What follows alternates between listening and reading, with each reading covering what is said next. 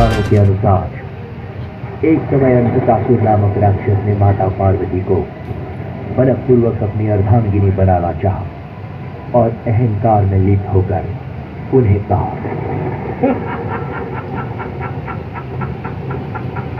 पार्वती, हे पार्वती, अरे शरीर पर भस्म लगाने वाला वो बैरागी, भूतनाथ, शमशान निवासी, वो शंकर, उसको त्याग दो और मेरी बन जाओ। उसी क्षण माता पार्वती ने शिव जी को आवाहन किया।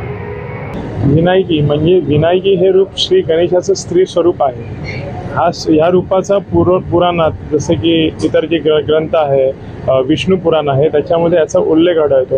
आणि हा विनायकी रूपाची मंदिरं आहेत ती साऊथला, कलकत्ता या साईडला त्याची मंदिरं आहेत, पण ह्या गोष्टीची सगळ्यांना माहिती नाही आहे। तर आम्हाला तोच उद्देश होता की सगळ्यांपर्यंत ह्या रूपाची माहिती पोहोचवणं हा आमचा त्यामागचा उद्देश होता। सगळ्यांना एकूण ही संकल्पना आपल्याला सुचली कशी मंडळाला आणि या संकल्पनेला स्वरूपात आणण्यासाठी कसं प्रयत्न करणार? ही संकल्पना आमच्या मंडळाचे सेक्रेटरी जगन्नाथ भोसले आहेत, त्यांच्या डोक्यात सुचली।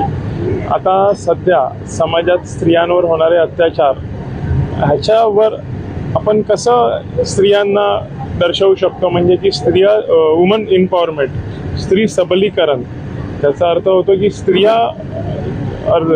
हे सक्षम आहेत, त्या पुरुषांच्या खांद्याला खांदा लावून आता त्या समाजात वावरतात आणि समाजाचा उद्धार करतात। तर हाच आमचा त्याच्या मागे उद्देश होता विनायकी रूप आणण्यामागचा। एकूण चलचित्र देखील आपण लोकांपर्यंत पोहोचवण्याचा याच्या चलचित्रासंदर्भात या नाते चलचित्र म्हणजे विनायकी रूप, गणेशाने विनायकी रूप का धारण केलं त्याच्या मागे हे चलचित्र आहे। आणि त्याच्यानंतर जो मोटिव्ह आहे, जो आम्ही दाखवतो संदेश, स्त्री महिला सक्षमीकरणचा आम्ही त्याच्या मागे उद्देश दाखवतो।